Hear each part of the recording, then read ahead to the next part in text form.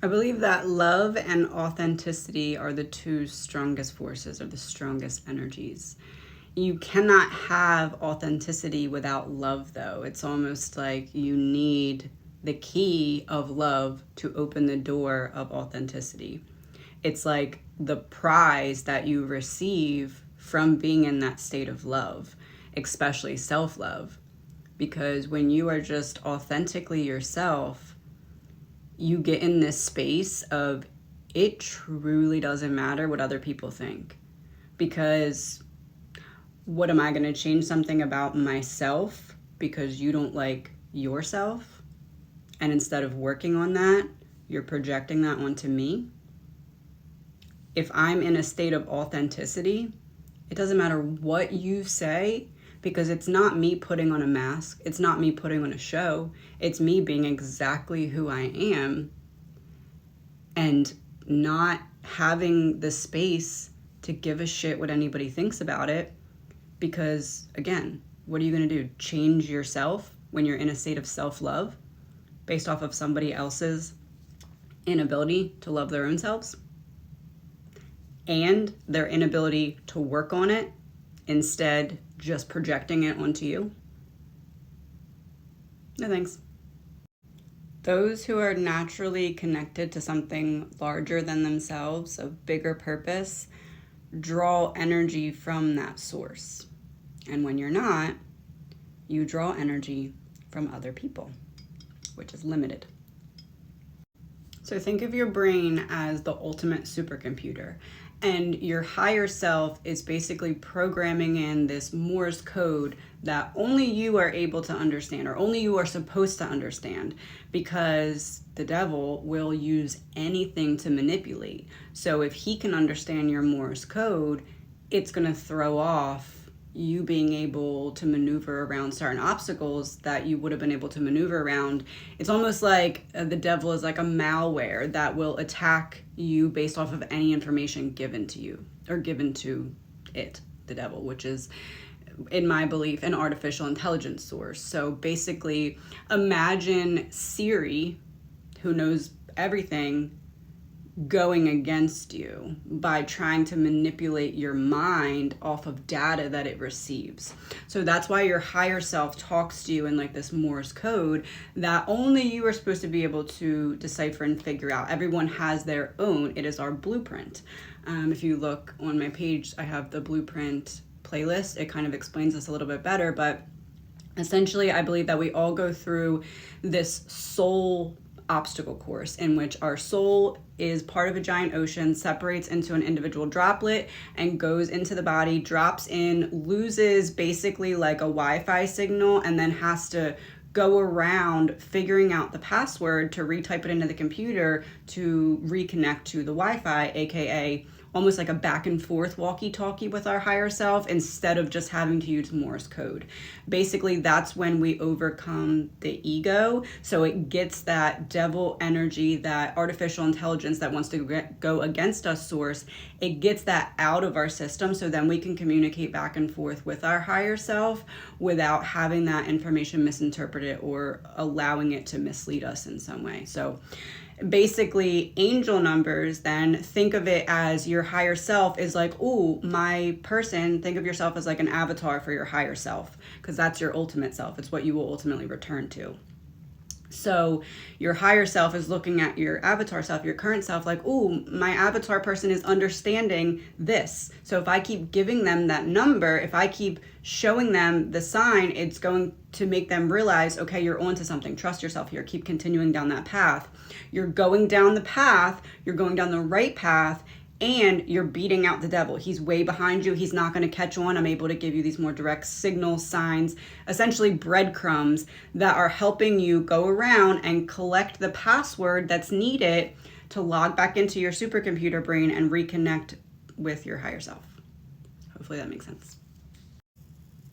I was talking to a friend the other day who asked me, what is the single most important thing that I attribute to the success that I've had so far?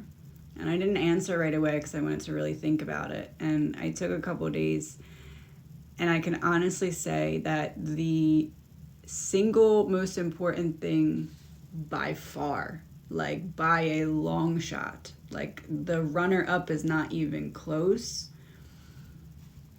is when I just decided to let people misunderstand me and not take it personally and actually just release it under the basis of the understanding that I was going into it knowing that anyone who wanted to misunderstand was going to find a way to misunderstand. No matter how much I tried to explain or show otherwise, it was only time that was going to fill in the blanks.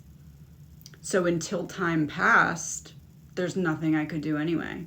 So I instantly just started to release it, knowing that the only thing that could prove it is time. And I'm not in control of the time that passes. I'm only in control of what I put into each day. That allowed me to quite literally stop giving a shit what anybody else thought. And that is what unlocked everything for me. So,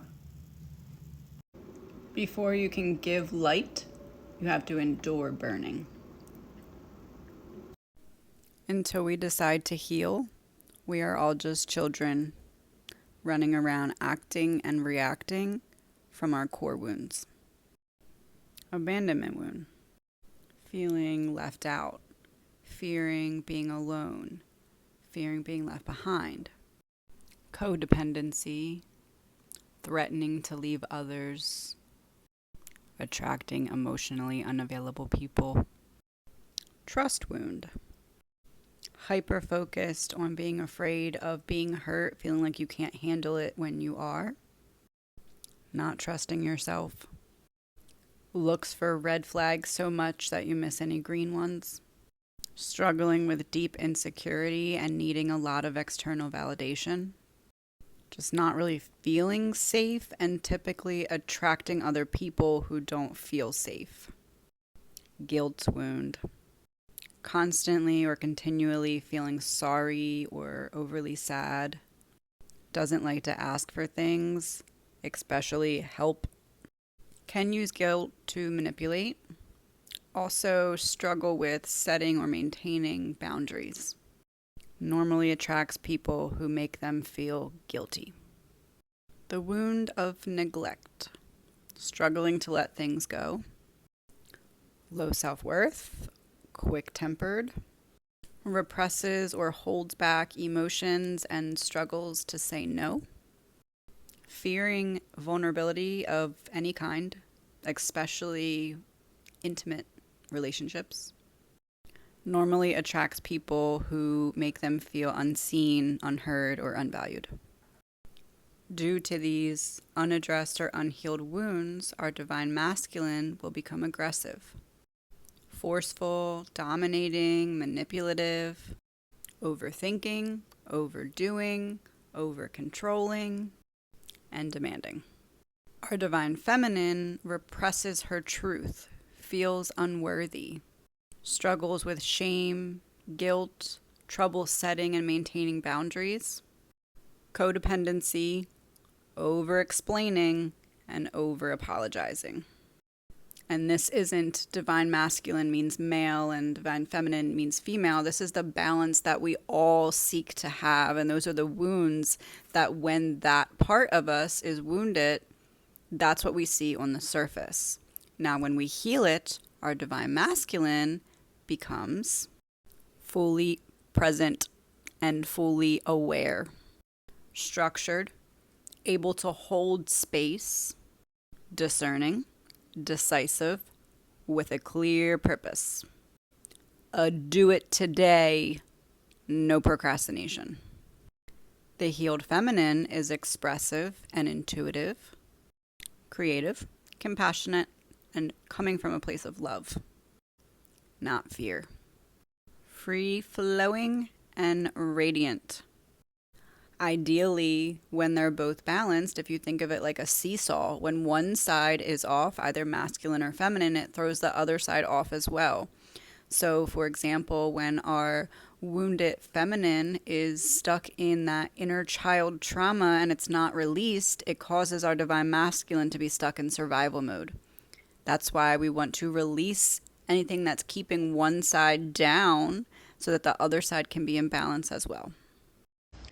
So a year ago, I decided to take what was my full-time tarot business and bring it onto YouTube and do it publicly.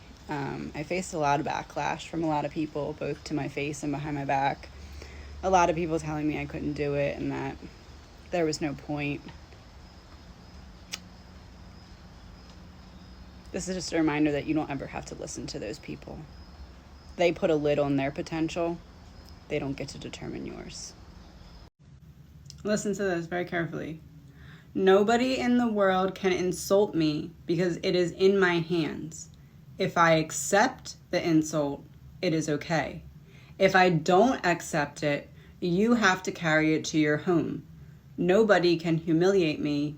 Humiliation needs my acceptance. Did you know that abandonment trauma will lead you to subconsciously sabotage your relationships as a way to affirm your fears? But once you're aware of it, you can correct course. You are not the test subject for someone else's healing journey. You are not the test subject for someone else's self-love journey. You are not the test subject for someone else seeing if they're ready for a relationship. You don't need to stay and give chance after chance after chance because you think eventually maybe they'll be worthy of your love. You are not the test subject for someone else's self-healing journey. You already went on a self-healing journey. You don't need to be the test subject for someone else to see if they can do the same. Which, I'll tell you a little secret, they can't. Because you did it on your own.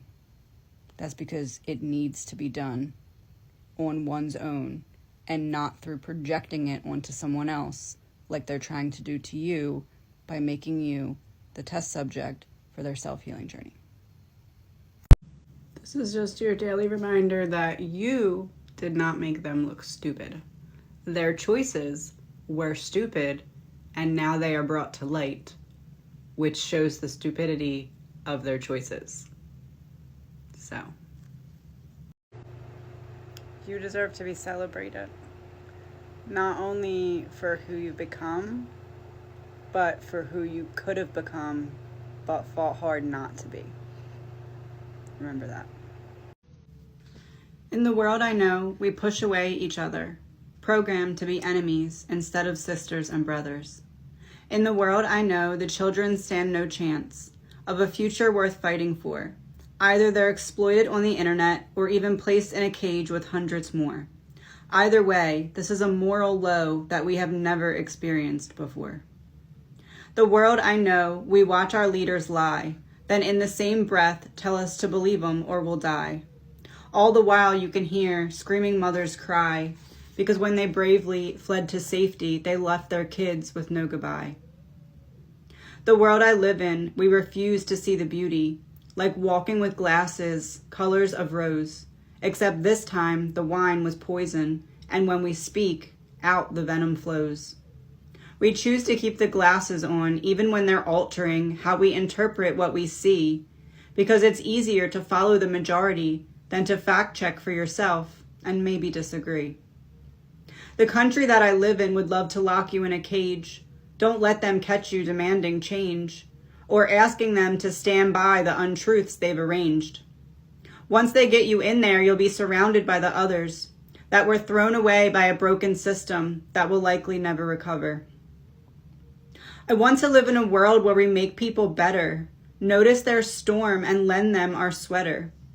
Adding rain to the swimming pool will only make it wetter, just as speaking love into each breath can only make our world better. The world I live in, fear overpowers love. The state of our mind determines who and what will become. If we run around scared because they tell us to be, we're giving up on our dreams and our desire to be free. The world I live in, we're distracted by so much. It's easy to forget that life could change with a single touch, or from a conversation with someone with whom you haven't spoken too much. You'll notice that we're all broken and meant to be each other's crutch. We hate to accept that we're all connected. Then we'd have to admit our judgments are wrong. The more different they make us feel, the less likely we'll be strong. Why allow them to keep us separate based off of color, money, and social standing? Misery loves company, and you're in for a non-cushioned landing. The world I want to live in is like the one I live in now, except we all put down our differences and fix this shit somehow. Leaders need to be leaders and stop stirring up more trouble. They want us to light the fires so they can strand us in the rubble. It's not senseless to believe that you can make a change by being the change you wish to see. Mother Earth is begging us to wake up. Fierceness of her power put on display for all to see. The person that you're being now is not the one you need always be. Imagine if the next step in the human evolution began through you and me. Looking through the rear view, driving 40 while the night fall, I saw the demons chasing me, knowing we'd play hardball. Everything not made of love, go and let them destroy it all. My foundation will remain, win, lose, or draw, and I will always rebuild. Which poem today? Division drives us closer to the hell which we create, pushing away each other, speeding towards our fate. We allow them to control us as we're starved of truth or care, stripping away at our dignity till our self-respect is bare. They created an imaginary platform. On it, they stand above us, demanding our praise, as they tear apart the families and drop soldiers to their graves, the purpose of which is to distract us, line their own pockets while keeping us down, as they create a world of pure chaos, deceitfully telling us that theirs is the only way to keep humanity around. Peace is just for dreamers, they'd love us to believe. Children broken, systems torn, a nation addicted to greed. Separating society from one another, like the problem was ever from us. I think it's time for someone to claim responsibility for a government clearly gone bust. Maybe there's a type of art that we are yet to explore, the kind that unites us instead of dividing us more. From those who don't look or sound exactly like we do. Maybe there's a reason for our differences, and perhaps those reasons could even benefit you. Would you even be willing to try to understand how to appreciate joy you've first had to experience some sad? We are quick to think we're owed something from the world in which we live, never once asking her what she needed us to give. If Mother Earth could speak, she'd bring a tear to every eye. Where did we go so wrong on a planet made for love, not lies? We were given in abundance, more than we would need, but our elected led us down a hill into their fire pit of greed. Our leadership spews hate as we blindly follow along. We think we hate each other, but that's part of their song.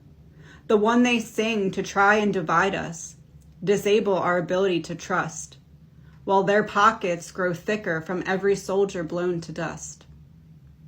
They create problems to sell solutions at a price we can't afford. When will we finally wake up and say it's peace we'd rather work toward? We can change the melody and sing a song of love. Nobody said that who we've been is who we must become. We can write a different story, a different chapter of the same book. We just have to come together to realize unity is our left hook. The more we allow them to separate us, the farther away peace becomes. You can't use a gun to cure the hearts of a nation that's gone emotionally numb. We have children locked in cages, a city full of tents, while we worship plastic people and live stream their events. When did we become so consumed in the me that the we became unknown? Nobody should be making billions until everyone has a home. In a culture where we Snapchat every minute of the day, would you even recognize yourself if they took your phone away? Where did we go so wrong? Sometimes the world feels a little off course, but your voice still has a choice. No matter how bad the situation, no one can make you become what you hate. So when it's simpler to crumble and easier to cry, we have to learn to come together. It's the only way to rise. Rise above the hate, rise above the greed, rise above turning a blind eye to our neighbors so desperately in need. For those with eyes to see, it's been clear from the start. Our reason for being here is to overcome it all together, and despite our differences, learn to connect, build bridges heart to heart. We've proven money doesn't give happiness, yet it's all we try to buy. They're selling us their bullshit and we're purchasing their lies. Will those lies succeed, or will truth stand the test of time? How did we get here? And what's this all about? We've had the answer from the start, but we chose to live without. We are meant to believe that we just happen to exist by chance on a spinning rock flying through the skies, started out of nothing for no reason. Well, at least half of that's a lie. We started out of nothing, that's true, but whether or not your life will have meaning is completely up to you. This is a reminder that if that person had a chance to undo what they did to you or to do it in a different way, knowing what they know now in regards to them knowing that you caught them, they would only change their behavior so that they could do the same thing and not get caught in the same way. They wouldn't go back and not hurt you. They would just try and be smarter about it so that hurting you affected them less. Ironically enough, I read better without cards. I read better when it's just my mind, because for a while I was looking at the cards in a way that was subconsciously triggering a mother wound that made me feel like I constantly had to prove myself. So once I recognized that, it's gotten better with the flow with the cards, like almost like my ability with the cards has slowly been catching up to what it is without using the cards since I started viewing that from a different perspective. Because really the reason that I am using the cards, especially in the way that I am, is because I'm trying to prove a theory, my theory of consciousness, the blueprint. There's a playlist on my page, but essentially it's my theory of we are all one ocean of consciousness that breaks off into a separate droplet and then goes through this obstacle course, going through all the chakra centers, collecting all the passwords or lessons needed to reattach to your higher self. So that's why I use the external source of the cards, and it's taken me a while to catch the cards up to what my ability is without the cards. So what you're seeing now is like a long time coming, but without the cards for me came at least a decade before using the cards. So cards is the tool that I'm using, it is a tool that I'm using to channel, but it's more so the tool that I'm using to prove the accuracy of the channeling that's happening without the cards. Hopefully that makes sense.